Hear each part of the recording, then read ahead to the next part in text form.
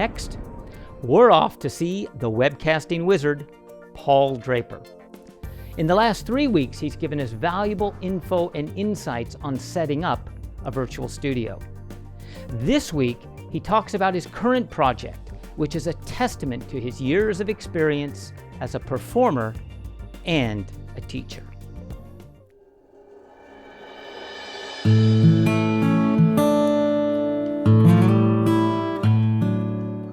Well, we are all still juggling the new normal, and it's so difficult to keep all those balls in the air. Well, maybe not 3, but when I teach people how to juggle, I always teach them that you don't watch the juggling balls, you look into the eyes of the audience, just like I'm looking into the eye of the camera right now, both in this and in our Zoom performances. It's about that connection that we have one-on-one through that camera in space. Having a Zoom room and being able to perform over Zoom has given me all sorts of opportunities that there's no way I would have had access to before, and they will for you as well. For example, recently I was asked to take over a university position as an adjunct professor and distinguished lecturer at Soka University in Southern California to teach a class over Zoom on magic.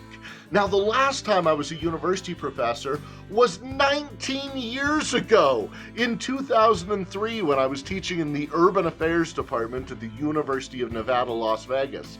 So after all this time of having determined, no, that's not my world, I'm going to be a full-time performer, what is it to go back into this? I wouldn't have been able to go back into this if we were teaching in person, because I would have to be there on campus in that city on each of those days. And that would mean that I could only teach and perform for other classes, perform for other companies there in that city or somewhere I could get to and back in time to teach the next class.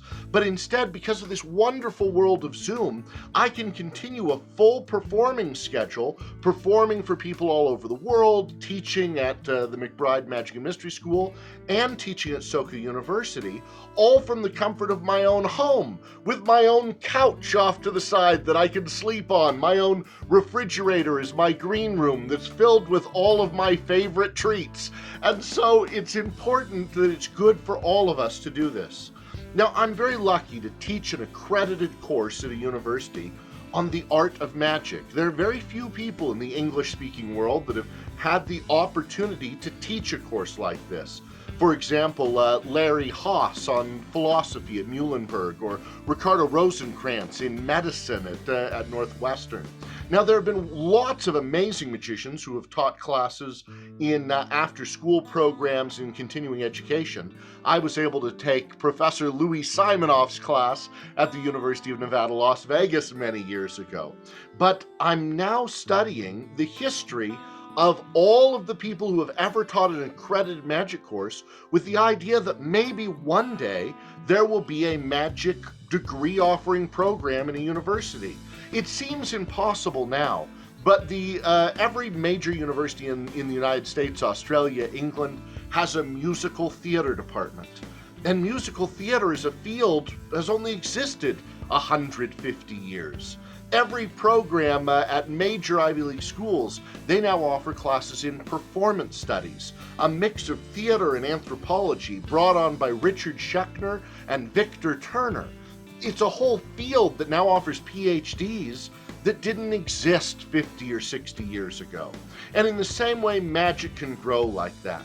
In my class, I'm bringing in spectacular speakers from the world of technology and magic, like Adam Cheyer, who invented Siri and works on change.org, and Kim Silverman, who's the chief research scientist at Apple, to amazing magicians like Jen Kramer, who's headlining her own show in Las Vegas, and Jeff McBride. I'm bringing in thinkers from a wide variety of places. Broadway music director Micah Young, Broadway actress now in Phantom, Satomi Hofmann, also bringing in people that are expanding the world of magic by making changes with their advocacy.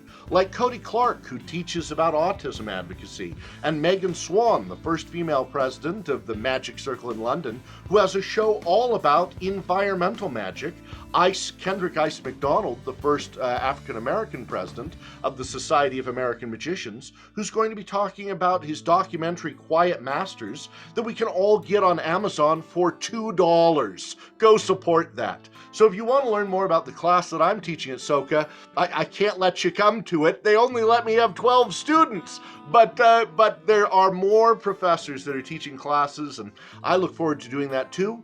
Also, I look forward to talking to you about your passions, your interests, and your ideas more as we get into all the amazing things that we can do, like teaching a university class over Zoom. Back to you, Jay.